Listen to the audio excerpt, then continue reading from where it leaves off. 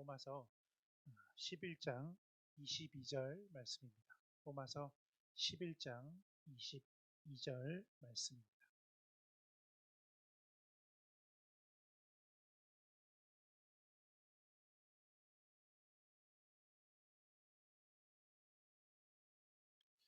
네, 로마서 11장 22절 말씀 우리 한 목소리로 함께 읽도록 하겠습니다. 그러므로 하나님의 인자와 어미를 보라. 넘어지는 자들에게는 어미가 있으니 너희가 만일 하나님의 인자에 거하면 그 인자가 너희에게 있으리라. 그렇지 않으면 너도 찍히는 바 되리라. 아멘. 하나님의 인자와 어미를 보라. 하나님의 인자와 어미를 보라라는 제목으로 말씀 받도록 하겠습니다. 오늘 로마서 11장 22절의 이 말씀은 성경 66권 중에서도 핵심인 주제가 들어있는 구절입니다. 하나님이 어떤 분이신지, 그리고 나는 어떠한 신앙생활을 가지고 있는지 바르게 알고 또 바르게 믿고 바르게 누릴 수 있는 말씀이 바로 오늘 함께 읽었던 로마서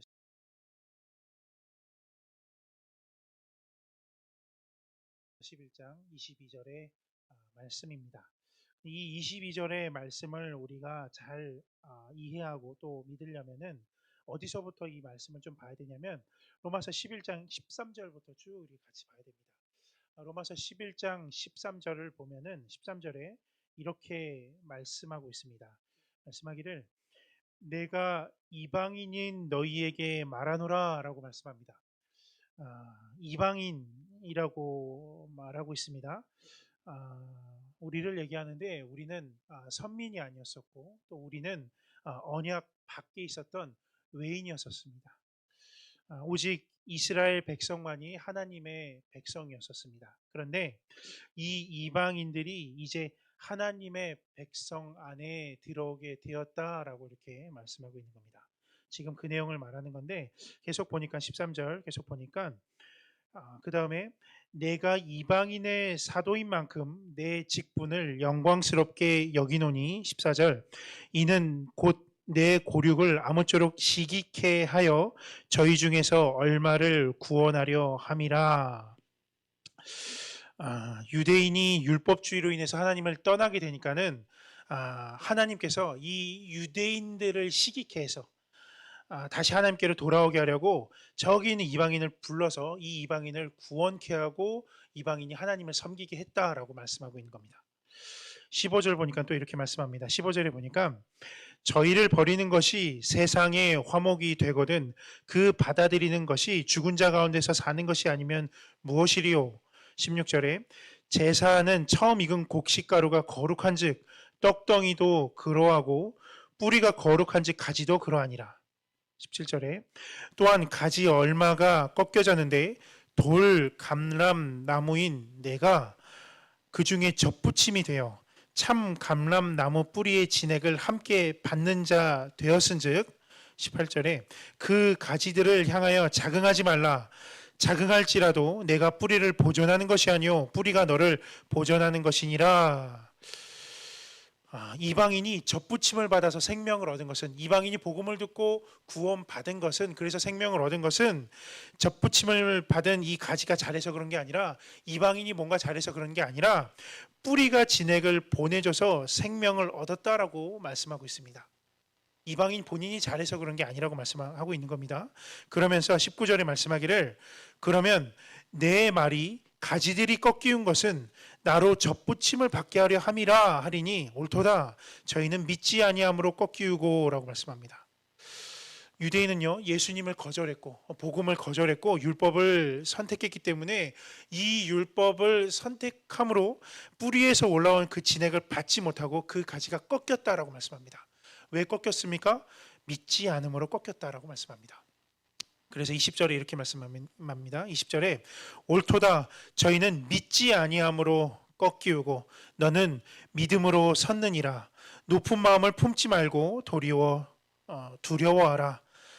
그리고 21절에 보니까 하나님이 원가지들도 이 원가지는 유대인들을 말합니다. 선민들도 유대인들도 백성들도 하나님이 이 원가지들도 아끼지 아니하였은즉 너도 너도 조심해라 라고 말씀하는 겁니다.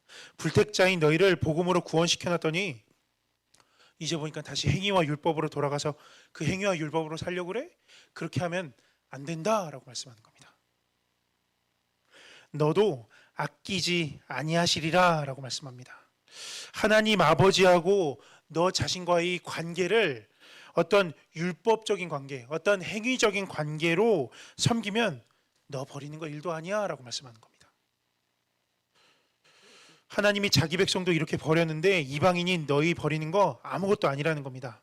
지금 율법과 행위로 구원받으려고 하는 너희들, 그렇게 살려고 하는 너희들, 그것 때문에 내가 내 백성을 버렸어. 그런데 너희 스스로 구원받으려고 노력하고 스스로 의롭다고 인정받으려고 그런단 말이야? 지금 이 말을 이렇게 하고 있는 겁니다. 다시 21절에 보니까 이렇게 말씀합니다. 21절에 하나님이 원 가지들도 아끼지 아니하였은즉이라고 말씀합니다. 하나님께서 유대인들도 선민들도 자기 백성들도 자기 아들들도 이렇게 버렸고 저기 있었던 남의 자식들, 저기 버림받았던 그 자식들을 아들로 삼았는데 자기 백성을 버리고 너를 그 대신에 양자로 삼은 이유가 뭔지 알아? 이렇게 물어보는 겁니다. 아들이 아버지와의 관계를 잘못 인식해서 그 관계를 잘못 인식하고 있어서 버렸다는 겁니다. 그런데 너도 똑같이 그럴 거야? 너는 내 혈통도 아니고 내 유전자를 이어받은 그런 나의 자식들도 아닌데 이방인이 너희가 내 백성을 대신해서 내 안으로 이렇게 들어왔거늘 너도 율법으로 구원받고 율법으로 살아가려고 해? 이렇게 말씀하는 겁니다. 너희들 버리는 거 아무것도 아니야 이렇게 말씀합니다. 이 말씀 앞에서 구원받은 우리가 어떻게 내가 잘났다고 우리가 잘났다고 자긍할 수 있겠습니까? 그러면서 이렇게 말씀합니다. 로마서 11장 22절 오늘 본문에 보니까 그러므로 라고 말씀합니다. 그러므로 왜 유대인을 버리고 이 유대인 대신에 이방인을 채웠냐? 참 감람나무인 가지를 잘라버리고 너희를 접붙인 이유가 뭔지 알아? 라고 물어보는 겁니다. 접붙인 이유가 너가 스스로 잘해서 접붙인 게 아니라 접붙이는 이가 따로 있지 않았냐? 그 접붙이는 이를 봐라. 하나님께서 유대인을 왜 버린지 압니까? 왜 지옥 보낸지 압니까? 왜 멸망시킨 줄 압니까? 하나님이 어떤 분이신지 몰랐기 때문입니다. 그래도 하나님 우리 봐주지 않나요? 우리 봐줄 거라고 생각하시면 안 됩니다. 이거는 굉장히 중요한 문제입니다. 믿음이 좋냐? 믿음이 좋지 않냐? 이것은 믿음의 대상인 하나님에 대해서 나는 어떤 개념 정리를 하고 있는지 이것이 믿음이라는 겁니다. 그래서 22절에 이렇게 말씀합니다. 그러므로 하나님의 인자와 어미를 보라. 그러므로 하나님이 누구인지 빨리 개념 정리를 해야 된다는 겁니다. 그게 안 되면은 유대인을 버려버린 하나님이 잡족 같은 너희를 버리는 것은 일도 아니다라고 오늘 본문에서 그렇게 말씀하고 있는 겁니다. 그래서 분명히 알아야 된다는 겁니다. 그러므로 두 가지를 봐라. 첫째는 하나님의 인자, 그리고 둘째는 하나님의 어미다라고 말씀하는 겁니다. 하나님은 이 두 가지 성품이 있습니다. 공의로우신 하나님, 그리고 또 하나는 사랑의 하나님, 이 두 가지 속성이 있다라고 말씀을 하고 있는 겁니다.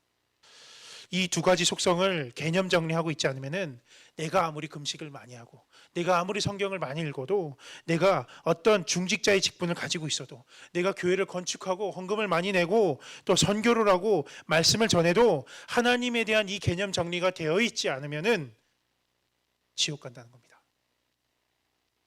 이 개념 정리가 되어 있지 않으면 내가 아무리 착하게 살고 아무리 선하게 살고 남을 돕고 헌신하고 봉사하고 충성하고 율법을 잘 지켜도 위에 가지 못하고 저 아래 간다라고 말씀을 하고 있는 겁니다.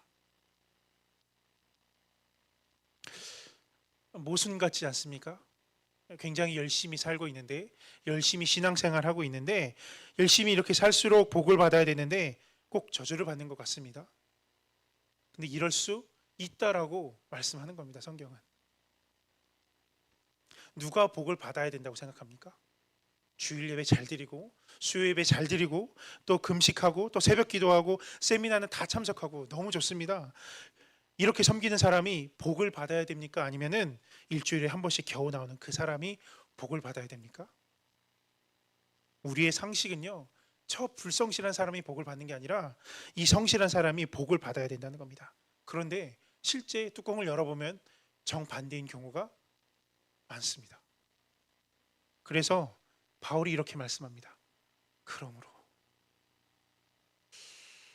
십계명을 잘 지키고 율법을 이 십계명을 삶에 적용까지 하고 우상 숭배도 안 하고 안식일 잘 지키고 형제도 사랑하고 하나님도 사랑하고 믿음 생활 잘하는데 왜 망하고 왜 쓰러지고 왜 좌절하고 왜 힘드냐? 그러므로 하나님의 이 두 가지 속성을 알고 있느냐라고 물어보는 겁니다.